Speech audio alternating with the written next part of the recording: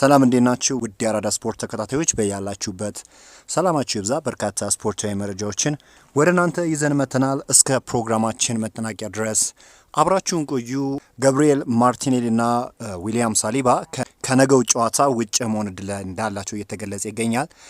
አርቴታ ስለ ቡድን ዜና እንግዲህ ማርቲኔሊ አሁንም ከጨዋታው ውጭ ነው፣ የሳሊባን መጠበቅና ማየት አለብን፣ የተቀሩት ግን ለመመለስ እየተቃረቡ ነው፣ ግን እነዚህ ዝግጁ አይደሉም ሲል ነው የተናገረው። እንግዲህ ዊሊያም ሳሊባ እና ገብርኤል ማጋሌሽ የሰሩት ጥምረት ነው አርሰናል በተለይም በመከላከሉ ረገድ በተለይም በዘንድሮ የውድድር ዓመት እጅግ ጠንካራውን አርሰናል እንድንመለከት ያደረገንና ከዊሊያም ሳሊባ ወይም ከገብርኤል ማጋሌሽ አንዱ እንኳን ቋሚ ተሰላፊ ውስጥ ሳይጀምሩ ሲቀሩ በአርሰናል በኩል በራስ መተማመናቸው እኩል ሊሆን አይችልም እና የዊሊያም ሳሊባ በነገው ጨዋታ ላይ የመድረስ እድሉ ጠባብ እንደሆነ ሚካኤል አርቴታ ተናግሯል። እንግዲህ ቀለል ያለ ጉዳት እንዳስተናገደም ነው የተናገረው።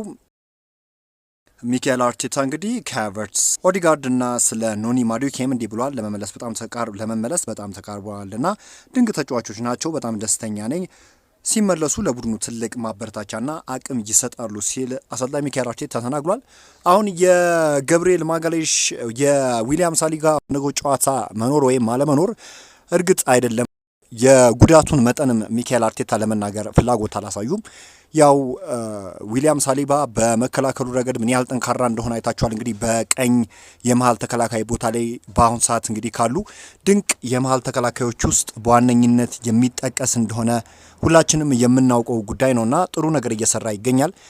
የዊሊያም ሳሊባ መኖር በራሱ ከፍተኛ የሆነ ሚናን ይጫወታልና አርሰናል በዘንድሮ የውድድር ዘመንም ድንቅ የሆነ ግስጋሴን እንዲያደርጉ እየረዳ ይገኛል። በሌላ በኩል ግን ገብርኤል ማጋሌሽ ለነገው ጨዋታ ሙሉ ለሙሉ ዝግጁ እንደሆነ ነው እየተገለጸ የሚገኘው። የማርቲኔሊ ጉዳይን በምንመለከትበት ወቅት በተለይም በዘንድሮ የውድድር ዓመት ለአርሰናል እየሰጠ ያለው ሚና በጣም ድንቅ የሚባል ነው። በተለይም ደግሞ ቪክተር ዮክሬሽ በብዙ ተከላካዮች ማርክ ሲደረግ ተመልክታችኋል። ወደ 3 ወደ 4 ተከላካዮች ቪክተር ዮክሬሽን ማርክ በሚያደርጉበት ጊዜ በግራ ክንፍ ላይ ስፔስ የመፈጠር እድሉ ከፍተኛ ነውና የሚያገኛቸውን ስፔስ በሚገባ ብራዚላዊ ተጫዋች እየተጠቀመ ጎሎቹን እያስቆጠረና አርሰናል ወደ ድል እንዲመለስ በብዙ ጨዋታዎች ሚናው ከፍተኛ ሆኖ ተመልክተነዋል። አርሰናል ማንቸስተር ሲቲን በገጠመበት ጨዋታ እንኳን አይታችሁት ከሆነ እንግዲህ ነጥብ ተጋርቶ እንዲወጣ ከፍተኛ የሆነ ሚና ተጫውቷል እና ኳሶችን የሚጨርስበት መንገድ በጣም ድንቅ ነው። በነገራችን ላይ ታስታውሱ እንደሆነ ከ2 ዓመት በፊት በጣም ድንቅ የሚባል እንቅስቃሴን ሲያሳይ ነበር። እንዲሁም ተስፈኛ የሚባል ተጫዋች ተብሎ ነበረ በአርሰናል ቤት።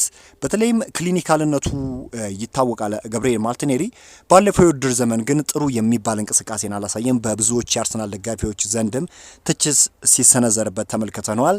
ታዲያ አሁን በዘንድሮ የውድድር ዘመን የቪክተር ዮክሬሽ መምጣት ከፍተኛ የሆነ ሚና ተጫውቷል። ገብርኤል ማርቲኔሊ ጥሩ የሆነ እንቅስቃሴን እንዲያሳይ በነገራችን ላይ በአገሩ ብራዚል በጣም ድንቅ የሚባል ብቃትን ያስመለክታል። እንዲሁም በአርሰናል ቤት ትችት እየተሰነዘረበት እንኳን ወደ አገሩ ብራዚል በሚሄድበት ጊዜ በጣም ድንቅ የሚባል ጊዜን ሲያሳልፍ ተመልክተናል እና አሁን የገብርኤል ማርቲኔሊ እና የዊሊያም ሳሊባ ለመኖር በነገው ጨዋታ ላይ ያው የራሱ የሆነ ተጽዕኖ ይኖረዋል። ነገር ግን አርሰናል ያለው የስኳድ ዲፕስ በጣም ጥሩ የሚባል ነው።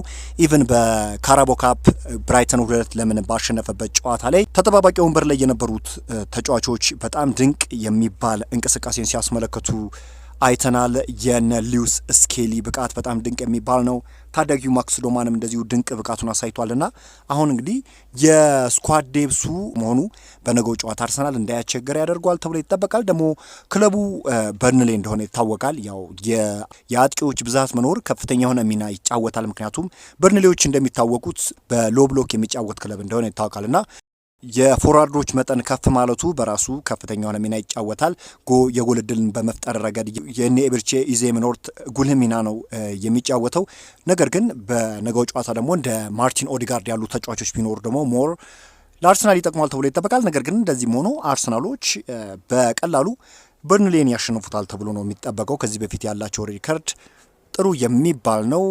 አሁን የነገው ጨዋታንም በማሸነፍ ለዋንጫ የሚደረገው እንቅስቃሴ በሰፊ ነጥብ ርቀት ለመምራት የነገው ጨዋታን መጠቀም ይችላልና አርሰናል 12 ሰዓት ሲል በርንሌን የሚገጥም ይሆናል። መልካሙን ሁሉ ተመኝተናል። ሌላው ደግሞ የካቨርተስ የነማዱኬ እና ኦዴጋርድ በቶተንሃሙ ጨዋታ የመድረስ እድል እንዳላቸው ነው ሚካኤል አርቴታ የተናገረው። ካቨርተስ እንግዲህ ሁላችሁም እንደምታውቁት ሰከንድ ስትራይከር እንደሆነ ይታወቃል። ሚካኤል አርቴታ በብዛት እንግዲህ ሀሰተኛ ዘጠኞችን የመጠቀም ፍላጎት አለው። ከተከላካይ በስተጀርባ የሚያደርጓቸው ሩጫዎች እንዲሁም ደግሞ ኤርዲዮሎችን የሚያሸንፉበት ሁነት ለአርሰናል ከፍተኛ የሆነ ጥቅም ይሰጠዋል ተብሎ ነው የሚጠበቀው። በፊት መስመር ያለውን አማራጭም ያሰፋለታል ተብሎ ይጠበቃል። ያው በፊት መስመሩ የሚመራው በቪክተር ዮክሬሽ ብቻ እንደሆነ ይታወቃል። ነገር ግን አሁን የነ ካይ ሃቨርትዝ መኖር ለተለያየ ጨዋታ የተለያየ ሲስተምን እንዲጠቀም ያደርገዋል ተብሎ ይጠበቃልና የካይ ሃቨርትዝ መመለስም በራሱ ጉልህ ሚናን ይወጣል ተብሎ ይጠበቃል። የበርንሌው አሰልጣኝ ስኮት ፓርከር ስለ አርሰናል እንዲህ ሲል ተናግሯል። በደንብ የሰለጠነና የተዋሃደ ቡድን ነው፣ ሰዎች እንደሚሉት በቆመ ኳስ ብቻ የተንጠለጠለ አይደለም ሲሉ ምላሽ ሰጥተዋል። ሉዊስ ስኬሊ እንግዲህ አርሰናል በተከታታይ እያስመዘገበ ስላለው ክሊንሺት እንዲህ ሲል ተናግሯል። ይህ ለእኛ በራስ መተማመንና ኩራት ነው። ኤሚሬትስ ቤታችን ብለን ነው የምንጠራው። ማንም ሰው ዝም ብሎ ወደ ቤትና ጎል አይመጣም። ክሊንሺት ከማስጠበቅ ሹት ካለማስሞከር ይህ ለእኛ መተማመን ይሰጠናል ሲል ተናግሯል። አርሰናሎች በዘንድሮ የውድድር ዓመት እንግዲህ በሰባት ጨዋታዎች 7 ድሎችና 1 ጎል ብቻ ነው ያስተናገዱትና ያላቸው ስታትስ እንደሚያመሳክረው በዘንድሮ የውድድር ዓመት ከሌሎች ክለቦች ለዋንጫ ተገማችነት እንዲሰጣቸው አድርገዋል። በነገው ዕለት እንግዲህ ከሜዳው ውጭ ተጉዞ አርሰናል በርንሌን የሚገጥም ይሆናል። የውጤት ግምታችሁን ኮመንት ሴክሽን ላይ ያስቀምጡልኝ። በዛሬው ዕለት እንግዲህ አርሰናል የተመለከቱ ስፖርታዊ መረጃዎች ይህን ይመስላሉ። በአዲስ ቪዲዮ እስክንገናኝ መልካም ተመኘው።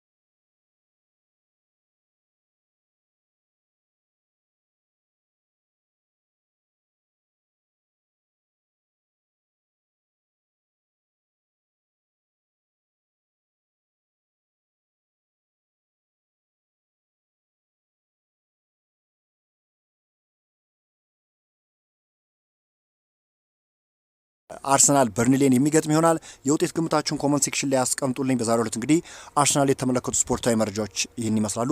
በአዲስ ቪዲዮ እስክንገናኝ መልካም ተመኘው።